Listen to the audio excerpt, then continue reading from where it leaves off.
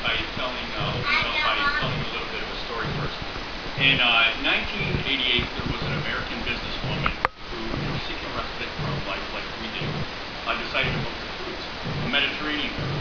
So she was all excited about wanting to go, and she didn't know that this trip was going to alter her life. So like I said, she's in Mediterranean, and one of her stops was the Turkish coast. So she debarks the cruise ship, goes on an excursion with some of the other passengers, and in their travels and their sightseeing, they stopped at some Roman ruins. Well, at the Roman ruins, just like those of you that have been on a cruise, you know that everything is littered with peddlers trying to sell everything to you. You can't get on and off a ship without being accosted by dozens and dozens of peddlers. Well, she relented to one of these peddlers, and he sold her some, little vases and statuettes. Well, she went back to the ship to get back on and go to her next destination, and she was greeted by Turkish authorities who are customs officials, basically. They were checking to her out. Well, she was, after she showed them what she had purchased, she was immediately arrested for attempting to steal Turkish antiquities. Well, although she pled her case, the Turkish officials were unrelenting in their accusations. She was thrown into jail. She was not given an attorney initially. She didn't speak their language. She was confronted by the other inmates because she was different. She had blonde hair. She didn't speak to her.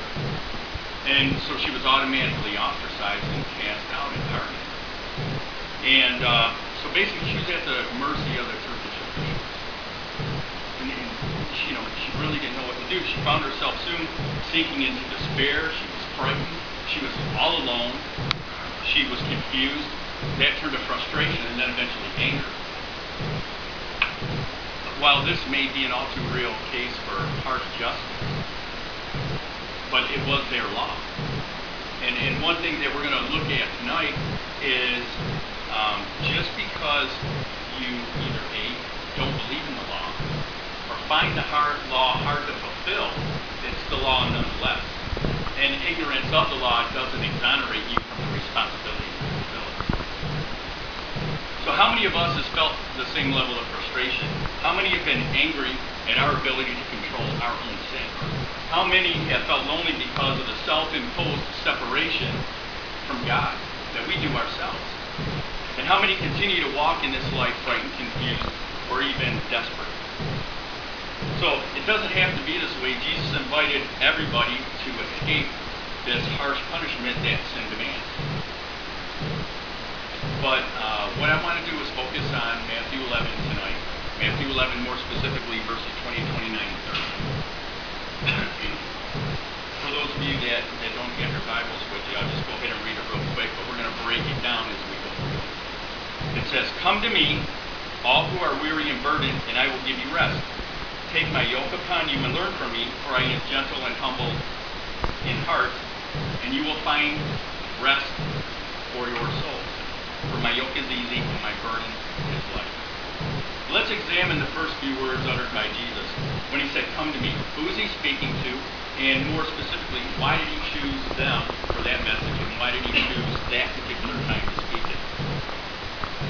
Well, so the weary are initially invited in verse 28. Again, verse 28 is, "Come to me, all you who are weary and burdened, and I will give you rest." Well, Jesus in this first part says, "Come to me." He compels those hearing him to come to him. He says, "I want to draw you nearer to me." However, one can't discount Jesus' message to prosperity either. I don't think he was just speaking to the Galileans of that day. He was saying, "Come to me," and I believe he meant everybody who is ever to come after you needs to come to me as well. This wasn't a message just intended for the hearers of the day. I believe, like I said, it was for everybody who came after. Next, Jesus gets specific with who he's addressing. He says, "All those who labor or are heavily laden," which is in King James and the NIV, it says those who are weary and burdened. So I want to examine that a little bit. He beckons those who labor or are heavily laden. Now, most of us initially reading this might think, well, what does he mean by those who are burdened, and those who are heavily laden, or those who are weak and weary and tired? This was an agricultural society. Some people initially reading this might think, well, he was saying, you're working with these animals. You're tired of plowing the field. initially some people might think that. Some people might say, maybe he was addressing the political times of the day. Roman rule was harsh. You weren't a Roman. Or he might have been, some people might think he might have been addressing this, you know what? I know you're tired. Drop all your stuff. Drop your responsibilities. Walk away from your farm. Walk away from the toils of labor. Maybe citing some of the things we find in Genesis, that because of our sins we're going to work hard. Not have it very easy. Some people might think that. But I'm going to offer something else, a different perspective. In order for us to fully understand what Jesus was saying, we have to examine the original language. And, sometimes in the past I've heard, where the Greek or the Hebrew words were used, and sometimes I didn't fully understand or appreciate that until I really did start diving into Scripture. But if I said,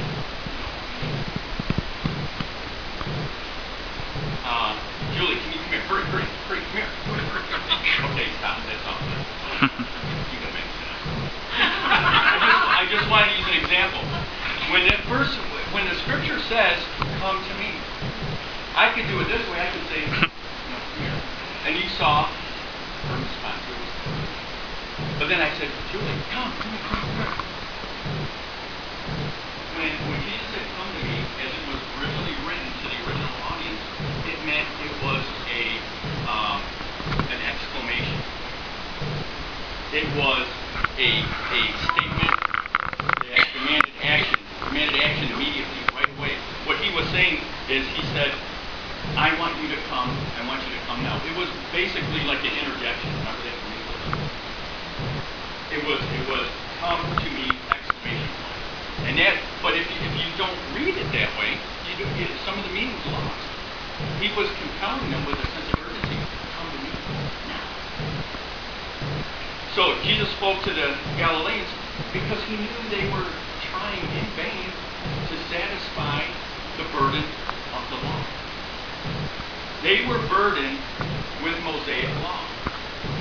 Now, how many of us, when we were little, we learned the Ten Commandments for sure? And then you felt as you were growing up, man, if I can know these Ten Commandments, I'm there. I'm in. I'm in the club. I'm safe.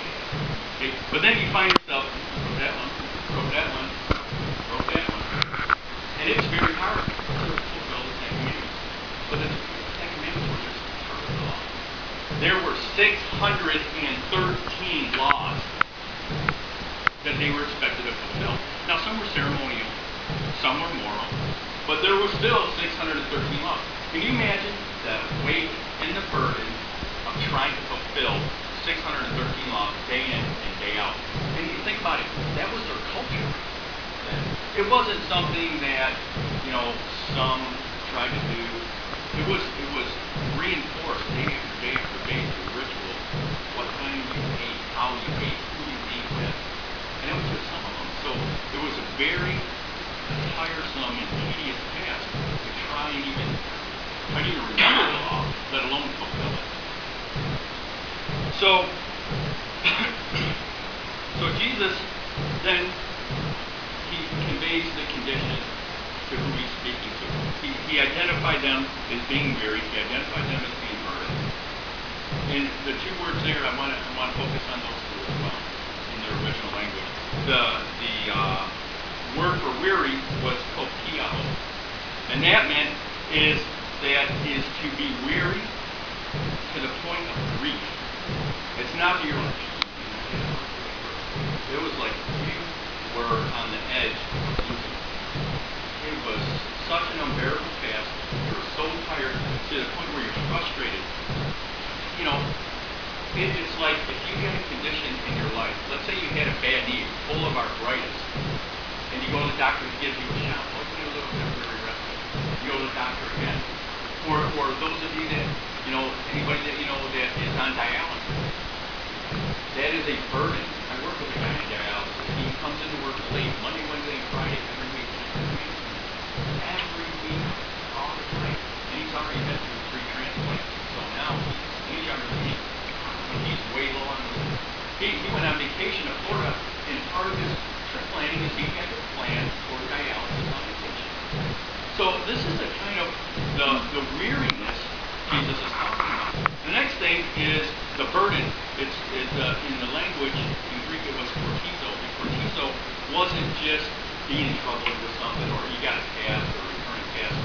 It was a task, in their language it meant, is to overload somebody with the burden of right and unwanted precepts or unwanted conditions, unwanted laws. It's not something you wanted to do. It's not something, well, I'm part of the Moose Lodge and I know I have to give dues. Or I'm part of the Eagles and I know every third Thursday I got to go and do this and that. And it was unwanted, really heavy burdens. So Jesus is saying, I want to give you rest from all that. So he goes, he offers them some sort of rest. At the end, it says, I will give you rest. But he says, but what does it mean exactly? What did it mean to the people who were hearing it? The rest he meant, the way it's defined, is to cause or permit somebody to cease from any movement or labor in order to recover and collect your strength. Basically, you're being refreshed. You're being renewed. We're going to talk a little bit more about this promise of rest. One thing, though, I wanted to share, I knew this guy was stationed in the Air Force, but his name was Pete. And we were in the service together for 12 years. And Pete had a different outlook on Christianity. He didn't claim to be a Christian, but he didn't deny it either. And one of the things, I went on a lot of temporary duty assignments. And one of the things guys, when they get away from their base, they get away from their family, they let their hair down, a little bit of the wild side comes out. Pete was the best at this. He could let his devil side come out pretty good. Pete could drink with the best of them. He could certainly curse with the rest of them.